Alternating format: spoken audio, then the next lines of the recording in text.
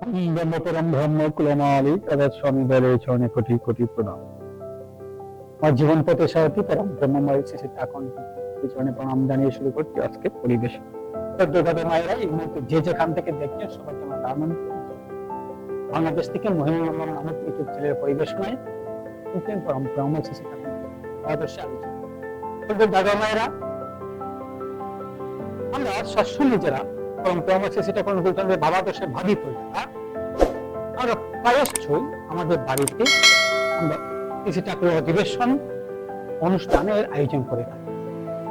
কিন্তু আমরা দেখেছি বিভিন্ন সময় বিভিন্ন জায়গাতে অনুষ্ঠান যখন শুরু হয়, অধিবেশন যখন শুরু হয়, আলোচনার শেষে আমরা বিভিন্ন বিষয় নিয়ে আলাপ আলোচনা করতেই থাকি। অনেক সময় আমরা খাম খেয়ালি আমরা কোনো কোনো জায়গাতে আমি এও দেখেছি ধূমপান। কিন্তু বিষয়টা হচ্ছে আমরা যদি সৎসঙ্গ হয়ে থাকি, সৎসঙ্গের কিছু বৈশিষ্ট্য আছে। ঠাকুর আমাকে শিখিয়ে দিয়ে গেছেন, ঠাকুর বলেছেন যেখানে সৎসঙ্গ হয় সেখানে ঠাকুর নিজে। তাহলে ঠাকুর যদি উপস্থিত থাকেন এবং সেই বিশ্বাস নিয়ে কিন্তু আমরা ঠাকুরকে সেখানে প্রণাম করি, প্রণামে দিচ্ছি, ঠাকুরকে ভোগ নিবেদন করছি, ঠাকুরকে ডাকছি, ঠাকুরকে প্রার্থনা করছি। তাহলে ঠাকুরই যদি সেখানে উপস্থিত থাকেন, ঠাকুরের সামনে কি ওইসব কথাবার্তা, ফালতু কথাবার্তা, ধূমপান কিংবা প্রার্থনার বহির্ভূত কোন বিষয় আসলে সেখানে আলাপ আলোচনা করার ঠিক হয়? অবশ্যই ঠিক হয় না। এটা আমাদের অপরাধ, ঠাকুরের আদর্শের বাইরে বিষয় সেটি। একবার একটা কাহিনী আপনাদের বলছি। ঠাকুর যে সশরীরে সেখানে উপস্থিত থাকেন এই ব্যাপারটা নিয়েই এই আলোচনা। মূলত ধৈর্য ভিডিওটা শুনুন, গুরুরাই হলে আপনারা অনেক কাজে লাগে। দুই ভাই ছিল, দুই ভাইয়ের মধ্যে এক ভাই হচ্ছে গোসাই দীক্ষায় দীক্ষিত, কুলগুরু দীক্ষায় দীক্ষিত, একজন হচ্ছে আমাদের দীক্ষায় দীক্ষিত।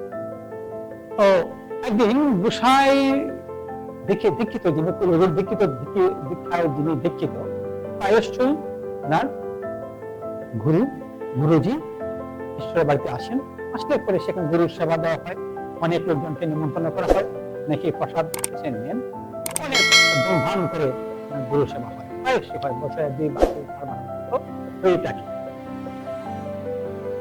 একবার ওনার গুরু গোসাই আসছেন, সেবা হবে, সবাইকে তিনি নিমন্ত্রণ করেছে। ছোট ভাইকে এসে বলছে, দুই ভাই তারা সেখানে আলাদা আলাদা বাস, একই বাড়িতে আলাদা ঘরে বাস। ছোট ভাইকে বলছে, তুই আসছিস যাস, আজকে যাবি, আর দুর্গত এসেছে, যাবি প্রসাদ নিয়ে। ওরা কি বলবো, ওর গুরুদেব তো কখনো আসতে দেখি না, মাঝে মাঝে দেখলাম তো গুরু ভাইদেরকে নিয়ে কি জানি একটা অধিবেশন নাকি কি করিস, কিন্তু গুরুদেবকে তো বছরে বছরে কেন জীবন ভর তো দেখলাম না, গুরুদেবকে দেখলাম না বাড়িতে আসতে। আমি বলেছিলাম যে এই সেই অনুকূল ঠাকুরের দীক্ষা বা অন্য কোনো দীক্ষা নিস না। আমার গুরু, আমাদের কুলগুরু যিনি, বাবা মা যার কাছ থেকে দীক্ষা নিয়েছেন তার কাছ থেকে দীক্ষা নিয়ে তুই আমার কথা শুনলেই না। দেখ এবার আমার গুরু কত সুন্দর, মাঝে বছর দুই চারবার আসেন, আমি গুরুর সেবা দিই, গুরুর সেবা করার সুযোগ পাচ্ছি, হাজার শত শত মানুষ এসে প্রসাদ নিচ্ছে, গুরুর চরণ ধরে নিচ্ছে। আর তোর গুরু এমন এক গুরুর দীক্ষা তুই নিয়েছিস, সেই দীক্ষা মানুষজন তো সেই গুরুকে দেখবে, দূরে থাক, নিজেই তো গুরুকে আজ পর্যন্ত। আর যখন অধিবেশন নাকি বলিস সেটা দেশ, তখন তো তোর গুরু আসতে আমরা দেখিও না। যাই হোক, এই ধরনের অনেক বলে গুরু ভাইকে মনে অনেক কষ্ট। আমাদের কি মনে মনে ভাবছে আমি কালকেই, আগামীকালেই যাব আমার গুরুদেবের বাড়িতে, অর্থাৎ দেওঘরে যাবে। দেওঘর গিয়ে তাকে কিছু কথা আমি জিজ্ঞেস করি। সেই কাজ, সেই ভাবনা থেকে তিনি পরদিন রওনা হয়ে গেলেন দেওঘর। দেওঘরে গিয়ে ঠাকুরকে প্রণাম করে নিবেদন করলো। আমি সংক্ষেপে মূল ঘটনা বলছি। ঠাকুরকে নিবেদন করলো, আচ্ছা ঠাকুর, আমরা দুই ভাই, আমার বড় ভাই কুলগুরু মানে গোসাই দীক্ষা দীক্ষিত, আর আমি তো আপনার দীক্ষা নিয়েছি, কিন্তু আমার বড় ভাইয়ের বড় দাদার বাড়িতে ওনার গুরুজি পায়ে আসেন, সেখানে উনি গুরুজি সেবা করে, সেবা দেন, সেবাতে অনেক প্রসাদের আয়োজন হয়, অনেক লোকজন, গ্রামের আশেপাশের অনেক লোকজন, সব অনেক মানুষ আসে, প্রসাদ নেয়। গতকাল হয়েছে, কিন্তু বড় ভাই আমাকে খুব কুঠা দিয়ে বলেছেন, তুই এমন এক গুরুর দীক্ষা নিয়েছিস, ওইগুলো তো কোনোদিন তোর বাড়িতে আসতে চাইতাম না। আর কথা তো ঠিকই থাকে, কারণ আপনি তো কোনোদিন আমার বাড়িতে যান নাই। আমি মাঝে মাঝে অধিবেশন দিই, সেই অধিবেশনে আপনি যান নাই। আমার বড় ভাইয়ের গুরু কত সুন্দর, তার বাড়িতে আসে মাঝে মাঝে, আপনি তো কখনো যান নাই। তো এই কলঙ্ক আমি সইতে পারছি না, এই জন্য আপনার কাছে এসেছি। ঠাকুর বলুন আমার কি বলা উচিত। ঠাকুর হেসে সেদিন বলছিলেন, মনুষ্যতে যাই না।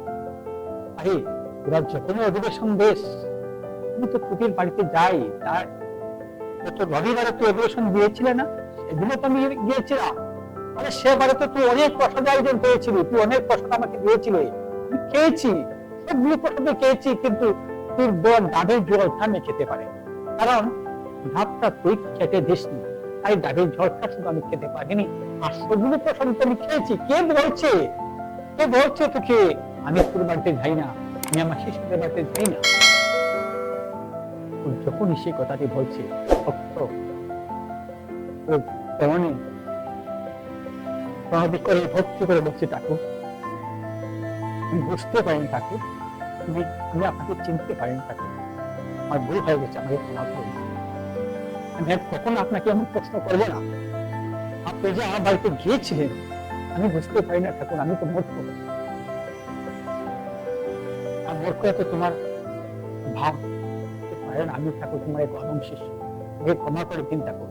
সেদিন সেই লোকটি ঠাকুর পারে আচ্ছা মাথা নত করে ক্ষমা চেয়েছিলেন, বলেছেন, ঠাকুর